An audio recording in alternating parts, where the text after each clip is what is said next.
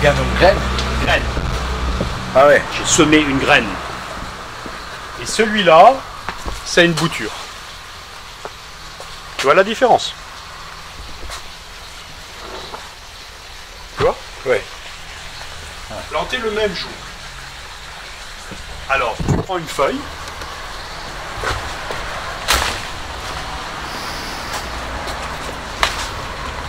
Sans différent. Oui, oui, oui. Ça, c'est une plante qui vient de la graine, qui s'occupe juste de pousser. Ça, c'est une plante qui vient d'une bouture, qui a du mal, qui n'arrive pas bien à pousser.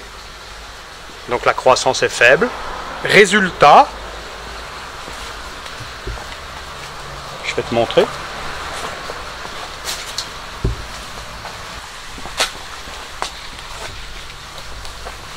Cette plante n'a aucun intérêt pour son raisin.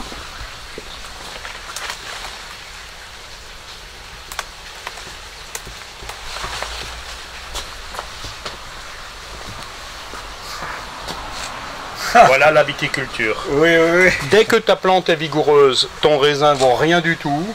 Tu peux pas en faire quelque chose. D'abord, il mûrira pas. Celui-là, il tombe par terre avant la vendange. Ça, c'est une plante qui a du mal. Les feuilles sont jaunes, elle pousse pas beaucoup, c'est difficile. Elle a descendu les racines en bas. Ça fait déjà 1000 ans que c'est une greffe. Et là, tout est dans le raisin. Ouais. Tu mets ça dans la terre. Tu mets ça dans la terre et tu vas avoir une nouvelle vigne. Qui sera finalement comme ça. Parce qu'elle est régénérée par la graine. Oui, oui, oui. Tu vois?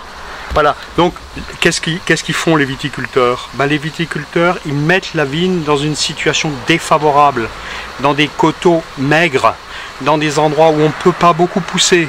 Parce qu'ils savent que si la croissance est élevée, la reproduction c'est zéro. Il faut que la croissance soit faible pour que la reproduction soit extraordinaire. La plante s'occupe de la vigne.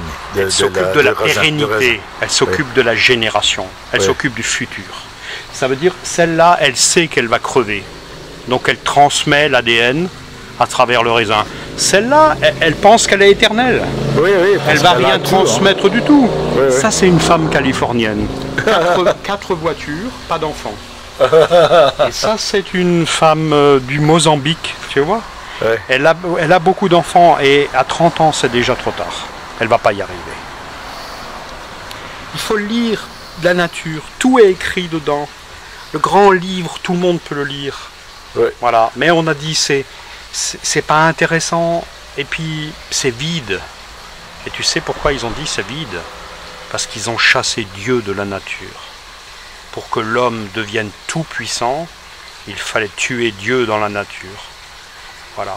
Et moi je dis, on va remettre le divin dans la nature et tout à coup, tout devient clair. Tout devient explicite.